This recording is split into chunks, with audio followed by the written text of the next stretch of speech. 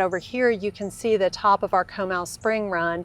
This should be filled with water, and it is empty.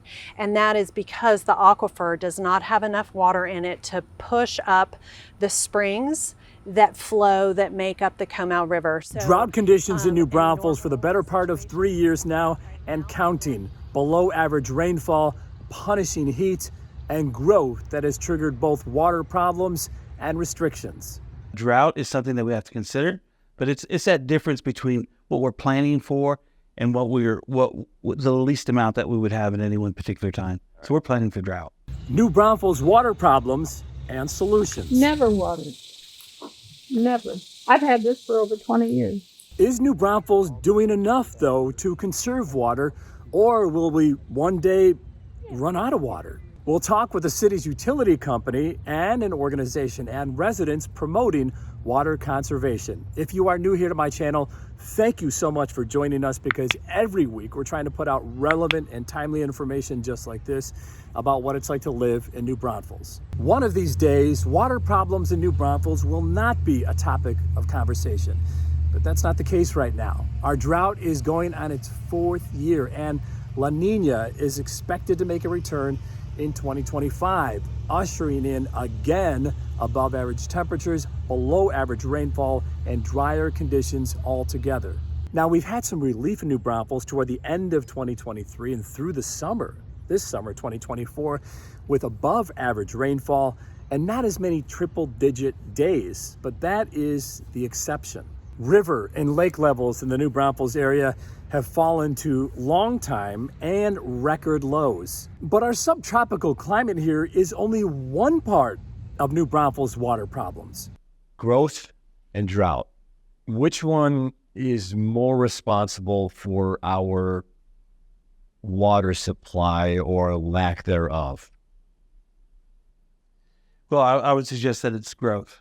And there's not a lack of water supply. What we're doing is we're trying to stay ahead to meet that demand out in the future. New Braunfels has gone from 58,000 residents in 2010 to close to 110,000 today. All that growth has triggered dozens of new residential communities, commercial development, and a lot more demand on the water supply. You know, the state of Texas is always reluctant to put in regulations, right? But there's nothing, the only times we've actually put in some good water planning strategies is right after a big drought. And so, you know, it's like never waste a good drought for right. So we're reactive. We're reactive, absolutely reactive, and obviously what we're trying to be here is more proactive, and we're trying to connect people to all of the reasons why we might consider different ways of looking at our water resources. Nancy Pappas is the director of the Headwaters at the Comal, a nonprofit organization focused on preserving the Comal Springs and focused on water conservation. Headwaters is also in the middle of a big project to create gathering spaces for the public to come and learn more about the benefits of conserving water. There's an open space in the middle, but that will become a screened-in education and exhibit space. To say that outreach is needed may be the biggest understatement. The Comal Springs are incredibly important to New Braunfels for several reasons. The Comal Springs are the most significant spring system by spring flow in the American Southwest. So west of the Mississippi, the Comal Springs are the greatest spring flow. They're important not just to everything about New Braunfels, right? Flowing right through the middle of town, providing economic stability, recreation, enjoyment, beauty, all that quality of life. But their flows are essential to the Gulf of Mexico. Beyond tourism, the Comal Springs provide a source of fresh water for residents and agriculture. During drought periods, the spring's flow can be a lifeline for the city's water needs. Only there's been little flow to no flow to talk about lately. We need between 17 and 20 inches over the recharge zone in order to get the aquifer back up to its normal level. And that is when we will start to see the springs flowing more freely again. So is New Braunfels running out of water, as many seem to think or post on social media? The water supply running out of water, that once again, that's not entirely true. It's not untrue, though, if you think about it through a certain aspect, is we will never run out of water as long as we continue what we're already doing. Is we are being very conservative as a community, and that's a really great thing to hang our hat on. Andrew Cummings is the manager of conservation and customer solutions with New Braunfels Utilities, or NBU for short. Michael Short is the director of water services with NBU. They work closely together to manage drought conditions and water supply for the tens of thousands of customers. The lack of notable rain and growth in New Braunfels has meant water restrictions the last few years to conserve the water supply. That means residents can only water their lawns or gardens by irrigation on certain days of the week or during specific hours. If you cross that line, you'll get a warning. If you cross that line again, you'll get a big fine. 90% of the violations that we see are typically around water waste. And most of the time, people don't even know that that's happening. They run in the middle of the night and they have a spray head that's pointed right out in the road. We'll send you a letter, and it's just a warning. It's not a violation or anything, but just to let you know, hey, there's a situation happening. Call us. We're happy to help. NBU's goal is to increase the management and eventually the supply of water. New Braunfels' growth has caused the city-run utility company to pick up more water sources. What is the cause of the growth in water resources? It's the growth in population then, and Yes. growth in development. Yes. Okay, so how do you know when to pick up another source? Hey, it's like, hey guys, we see more growth, or there's more residential communities coming in. It's time for another source. It's time for another aquifer. So how do you determine that? In 2018, we did what's called our water resource plan, where we tried to plan out our portfolio for the next 50 years. Yeah. And we've used that as a guide. We've updated that every year. And currently we're redrafting that water resource plan.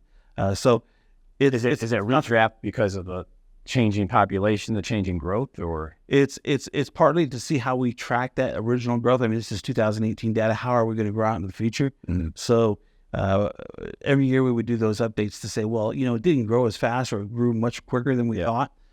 More water sources become available over time. Granted, they become much more expensive as we try to acquire those sources of water. But currently we're in that draft stage of creating a new water resource plan as we speak. NBU's water conservation plan also includes working with new developers, especially residential developers, to change landscaping from all grass to a blend of grass and something more drought tolerant and water conservative. If we can keep our water intensity down, and really that does focus on landscape watering, that really opens up a lot of capacity for us to still maintain our essential services, but then also keep up with the growth there.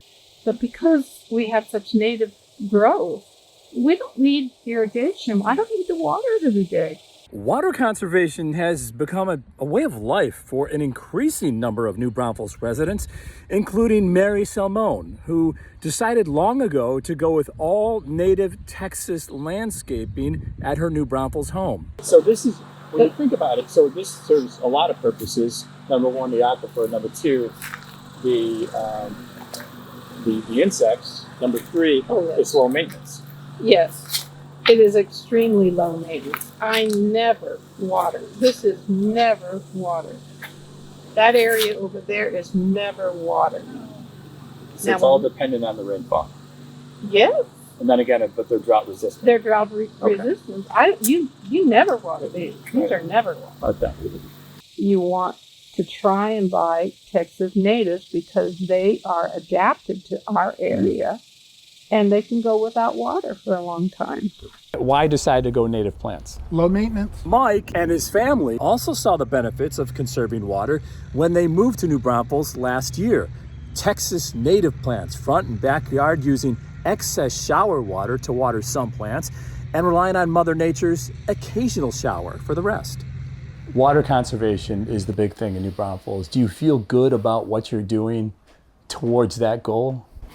Yes, but it was primarily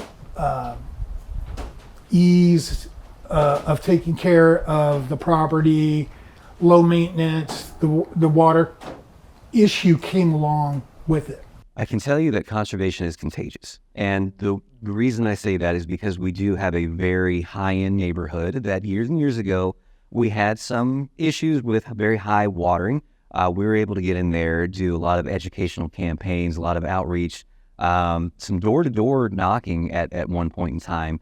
We got about 10 people or so to do kind of a showcase landscaping. Some of them had already done it, and they were just looking for, the reason to be able to brag on their landscape.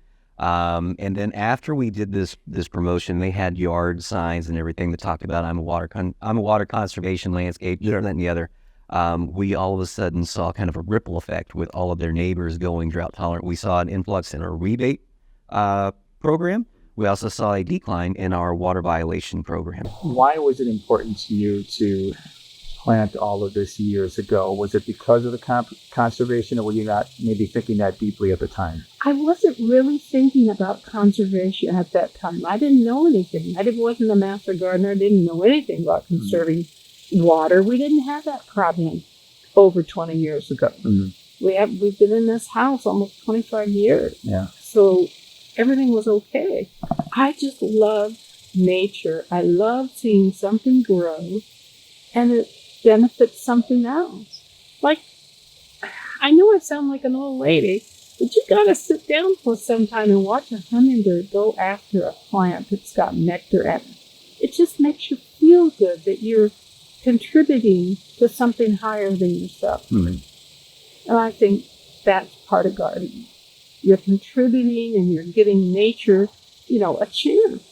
And you're also benefiting yourself. This isn't about us, it's about our children and our children's children. And I know most people who live here or have moved here have done so because they love this community and this quality of life. And if we don't all take simple steps, planting more natives, not using your, timed irrigation system that wastes a lot of water, not looking at ways that we can all, play a little part in the solutions, we're not going to have it anymore. And so please take a little bit of time out of everybody, everybody's busy, like that's not an excuse anymore. We have to all come together and find what we can do to help the situation.